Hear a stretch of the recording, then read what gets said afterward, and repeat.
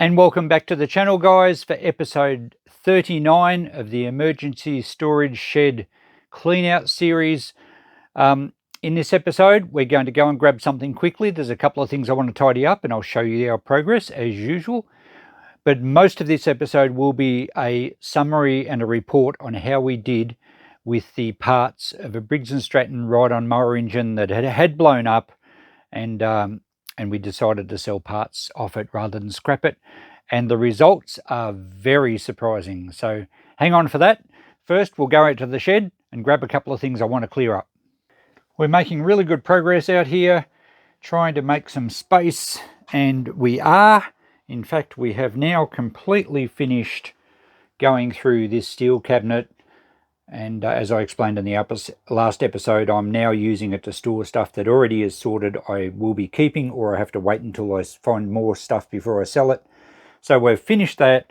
I thought this time we'll get those two old cream cans out. They're very early ones. I don't remember where they come from. And we've been eyeing off this timber barrel up the top here for quite some time. It's actually got a garbage bag in it, so it may even be empty, although it's unlikely it would be empty. Although you probably wouldn't put much weight in it. It's a very old steel banded plywood barrel. Anyway, we'll get that down. We'll get these two old cream cans out of here, and then we'll investigate the results from that Briggs Stratton engine. Next episode we'll be starting, we'll probably get that red crate, which has a bit of a mixture of household stuff in it. So yeah, things are getting interesting, and we're making good headway into the shed. Okay, the barrel it's not empty. It's got something in it. It's got a lid on it too. So we'll open that shortly. It's in pretty rough condition, but I think it'll clean up quite well, and should be able to sell that. Let's go and get those cream cans. Okay, these are very rusty, very dirty, and I remember where they come from now because I just saw a name on it, and the surname is Anders, which is my surname. These come from the farm. These are relics from my family's farming history, so we won't be selling those, but we will clean them up, and I reckon they'll come up fantastic. That'll probably be a separate video, but we'll have a better look at them in a minute. Let's see what's in this wooden barrel. Now, I don't know where this came from either. It may have come from the farm. I don't know, unless I got it to someone's shed. What's in it? Not much. Actually, it looks like some more pieces from another barrel. Oh, okay, we've got the whole top from another barrel. What's that say? Brunner? Can't make out what else it says. Refined bicarbonate. Can you see that? It was my arm in the road. We'll get it out and put it on the bench, and we'll match it together. See if we can work out what it says. And I think it has actually just been used as a rubbish bin. There's an old tissue and a piece of old plastic that looks like a part of an old potato bag. Not much, just an empty, or almost empty black rubbish bag. We have some newspaper in the bottom, which probably won't be very old. The Hawks, Australian rules football team. Oh, it's actually a torn piece of... this did come from the farm. And you know how I know that? Is this newspaper has been torn this way in half, and my mum actually makes paper rolls out of old newspaper, rolls them up really tight in a sort of a special crank machine she's got, and I know my kids used to like doing it when they were younger. In fact, they still probably do. And it rolls them up into a log, and it's so compact that they actually burn really well on the fire. So there you go. That's now I know where this came from. So I think it came from originally, before it went to the farm, I think it was from a large general store in Matoa, in the country town where I grew up. And somehow, I think they were relations, and somehow it's ended up on the farm. No idea what it would have had in. There's no indications on the lid. Not that I can read anymore. It's clearly been in one of the sheds, and it's very dirty. Now, the sides are only plywood, but it's quite well made. The bottom's not too bad either. It would actually clean up pretty well. I didn't check the bottom for spiders. Oh, no, it says Melbourne.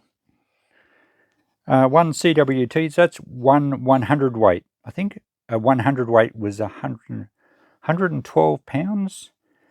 I'm not sure on that. I grew up part with metric and part with imperial, so I never quite got used to imperial measurements. But that's obviously what it weighed net.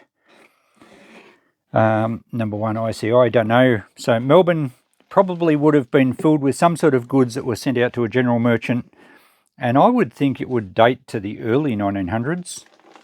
Surely they went away from handmade timber barrels relatively early, so it's been around a long time. I'm just going to give that a bit of a wash up with a garden hose, wash all the dust out of it, and it will dry up quite nicely. And I'm not going to clean it up other than that, put it in the shop, and that money will go back to the farm. But I'm going to put $50 on that. Where else do you find one of these?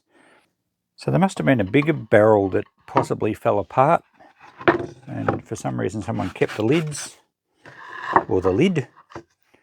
Brunner, I don't know if that's an O, Mond and Co. I could probably Google that name. Is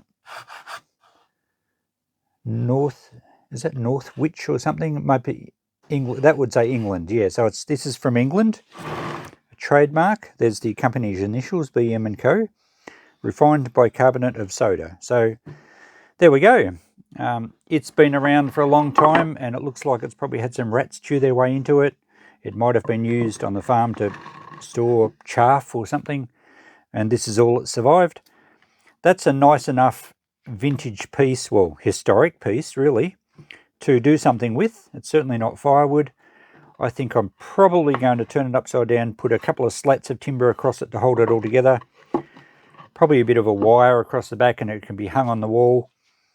And I reckon my girls would like that, to hang on the wall in there.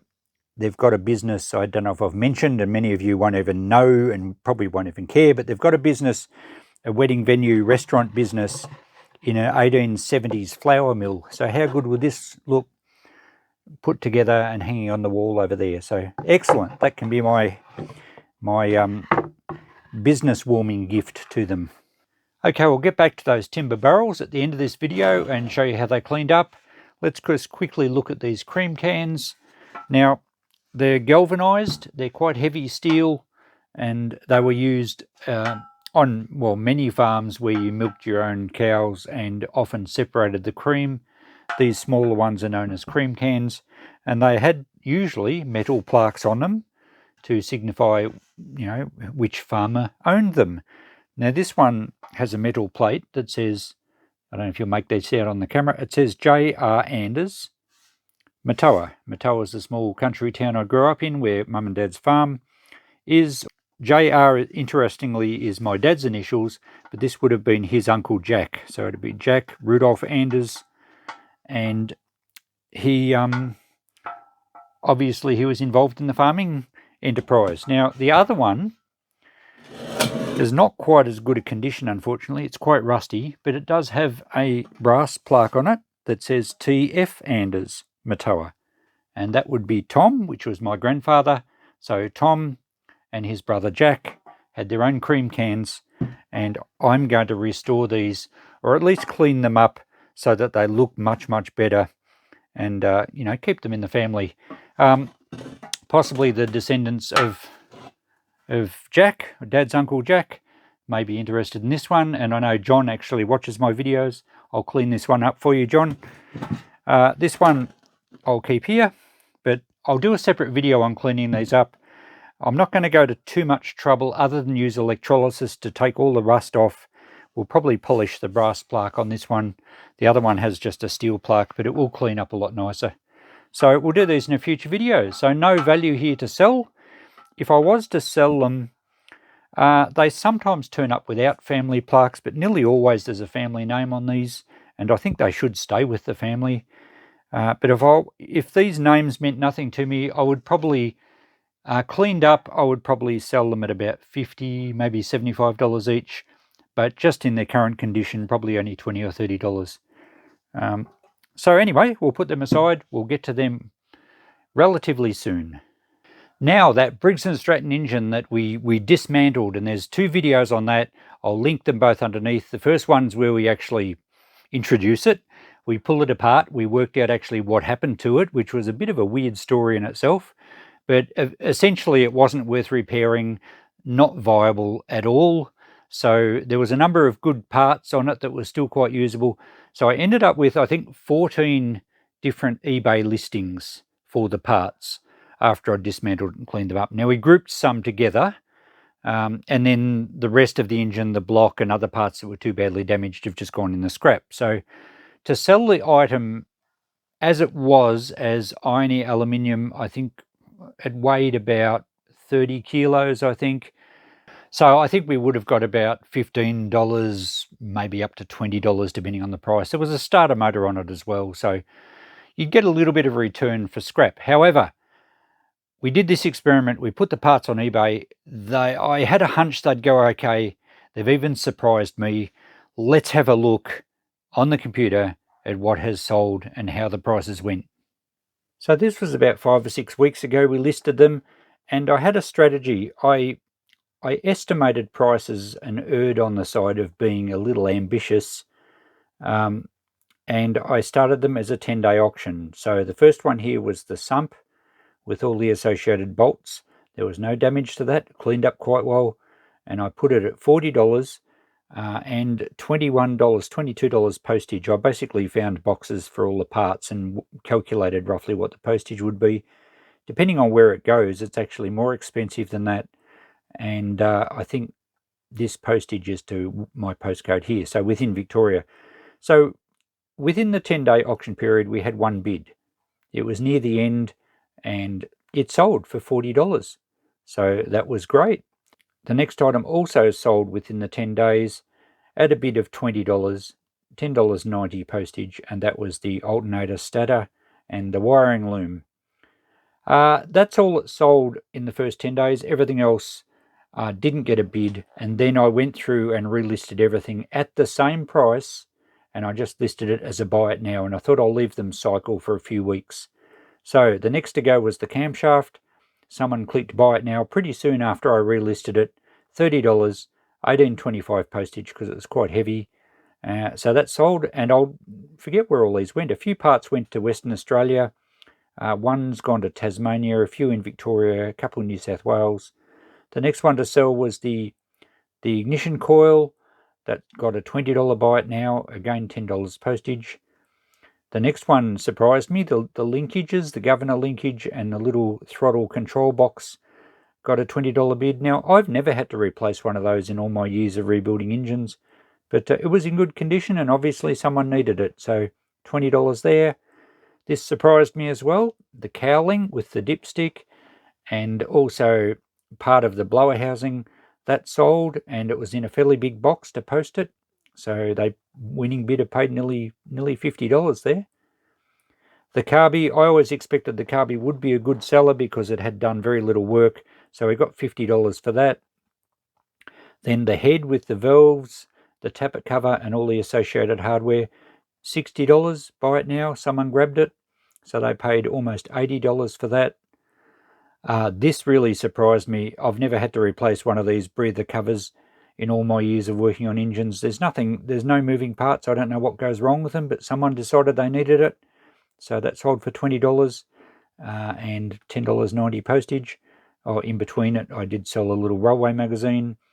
Then just the other day, the crankshaft sold $50 plus $21.95. I think that is going to Tassie. I don't think it's even turned up yet. So that's pretty awesome. Out of 14 listings, we've sold 1, 2, 3, 4, 5, 6, 7, 8, 9, 10 of them. There's only 4 remaining. And these are the 4 that are still on there. We have the governor assembly with the oil slinger for $20, the air filter housing and the manifold and a bit of hardware for $25, the flywheel with the associated bits for $50, and the starter motor for $50. Now, I could drop the price, but I've had so much success really over only a few weeks that I think I'll leave these on and just let them cycle at that price. Sooner or later, if someone needs them, they will be good value. So the trick is, obviously, you need to find the person that wants this particular part.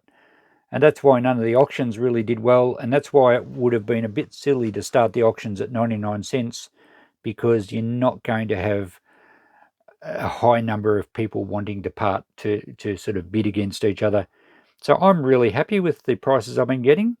Obviously, eBay fees have to come out of that. And here's our breakdown, giving us a total of $335, less 15% approximately for eBay fees. It's not quite that, but they do dip into the postage as well. A realistic $285 back that I've actually been paid for already on something that, you know, if this engine was actually running and I had it set up to test it at the shop and people started it and could hear it running and wanted to buy a replacement for their ride-on mower, I still would have struggled to get around $300 for it secondhand because there's no warranty. So amazing. And I've still got a few items to sell. I reckon if I drop the price a little bit, although I don't think I'll have to, I'll just wait around for a bit, we should end up returning at least $350 back into my pocket from an engine that had blown up. So I think we can class this experiment as a huge success. I really do. And it's something that all scrappers should consider. And especially the guys, I don't know, some of you might watch E-Waste Ben and a few of the other guys that run around the streets of Melbourne doing street scrapping, and it's amazing what people throw out. There's such a low return for scrap metal that it should be, I've heard it said before, it should be the last resort. I often fix things and sell them through the shop, but here's something else to consider: part it out. There's some really good value in selling things for parts. I have sold TV boards, the main board, the power board, the T-con board, and had success and actually returned more than what I could actually sell a going TV for. So something to consider. It keeps it in circulation, it doesn't get thrown out, and it's actually a good step better than scrapping it. So there you go, that's the lesson for today. Okay, before we finish this video up, we'll have a look at those barrels, or the barrel and the top, and just see how they turned out. Now these are a bit blotchy because they're still drying out from when I washed them with a hose. Came up really well. I'm really happy with this barrel. I might even go higher than $50. I might see if the girls actually want it for something at their restaurant. Interestingly, it actually says, I couldn't read it until I cleaned it, it says glass, and I think that says with cup. And I can't read the bottom, although it may say, oh, honestly, I don't know. I had to be pretty careful when washing it because the black would actually come off if you scrubbed it too hard. Now, glass with cup, I do have a recollection from long ago of a barrel like this with straw in it and some glass saucers and glass teacups. And Mum and Dad may well remember that. My brother Greg may remember it, I'm not sure. I think this came from a general store in Matoa. This probably would have came up as stock for the store, probably on the train. There are some details on the lid that I can't quite make out. But it would have been basically shop stock. This is before they used cardboard boxes. Things were packaged in barrels with straw. Now, as far as the date of it goes, I did a bit of research. ICI, which I can't remember what it stands for, International Chemical Industries, something like that. They started in 1926. It was an English company. They must have had depots in Melbourne.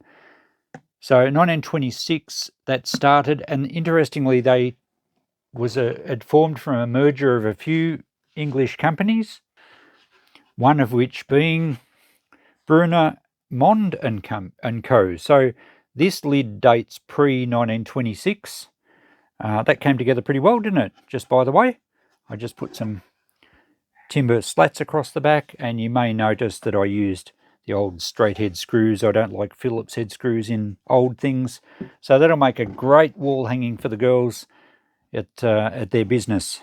So there we go. Thanks for watching, guys. Another episode complete. And I know all you UK guys are probably still laughing at me pronouncing Northwich. I think it's Norwich, is it? I don't know. I could reel off a heap of Australian town names that you guys would have no idea how to pronounce. Anyway, thanks for watching, guys. Another episode done. I'll be at the farm soon. I'm not sure when you'll see this. I might be already at the farm. We'll work it out. There's plenty of videos to come. Catch you in the next one. Bye for now.